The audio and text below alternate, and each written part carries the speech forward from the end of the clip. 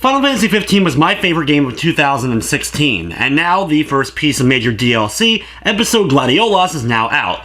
However, is it worth getting, or is this one part of the fantasy that should just be forgotten?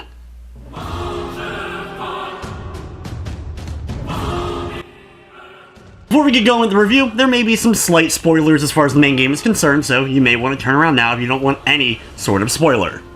In episode Gladiolus, you're controlling, of course, Gladio, and the story is told from the perspective of Gladio telling everybody about this adventure at one of the many campfires throughout the course of the main game. In the DLC, you have Cor, the powerful warrior, along for the adventure, and he helps you through a lot of the battles, though the main boss encounters, including the final one, is just you controlling Gladio.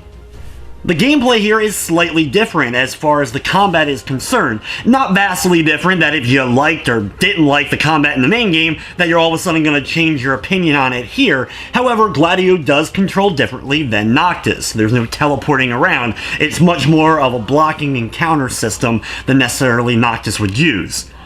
If you used a lot of the bigger, heavier weapons like I did, it'll feel right as home because, of course, there's slightly slower attacks when you're using Gladio here.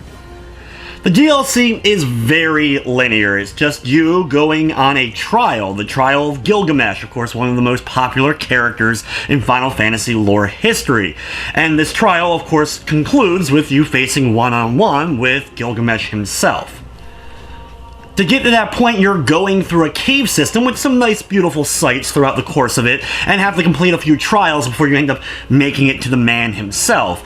These include plenty of boss fights. In fact, there's 4 or 5 boss fights along with the Gilgamesh fight that you'll get to go through during the course of the DLC, even though it doesn't really end up running all that long.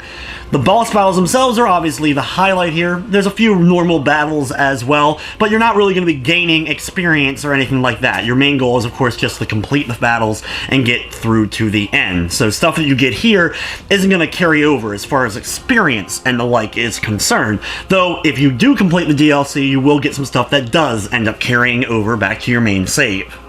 The big part of Gladio's combat, though, is with his rage system, as you will be able to unleash special moves by filling up the rage meter by taking damage and dealing out damage. These moves, of course, will be quite powerful and be able to usually turn the tides of battle, making enemies vulnerable for a period of time, so you're able to dish out a bit more damage.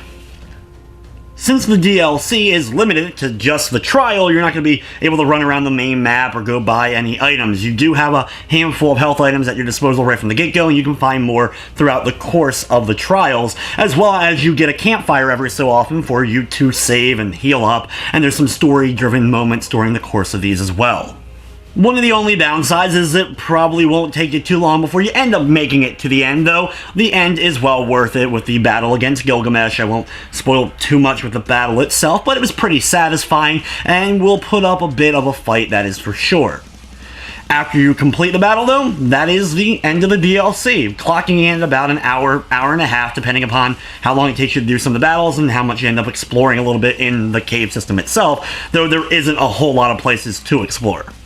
Once you complete the DLC for the first time, you will unlock the score attack mode. Here you're given 10 minutes to go back through the trial, but you're going to be earning points for defeating the various enemies, and your goal, of course, is to see how high of a score you're able to get, as well as you unlock a final battle with a one-on-one contest between Gladio and Cor, and this is a really challenging fight, and probably the best fight that is part of this DLC. And that's pretty much it. From the technical side of things, I didn't notice any major glitching or crashing, though there was some slowdown from time to time, though this is something that I experienced during the course of the main game. And there is still plenty of pretty slow loading, especially your first load trying to get into the DLC initially. Episode Gladiolus is now available for only $5, and it does end up adding a few more trophies if you're on the PlayStation 4. Overall, it's some okay DLC. There's some good music definitely added, and there's some fun boss fights, but it's over relatively quickly. Thankfully, it's only $5 if you decide to buy it on its own. But with everything said, I'm going to be giving it a 5 out of 10. But anyway, guys, that's going to wrap up this review. I'd like to thank you for watching, and of course, I hope you enjoyed.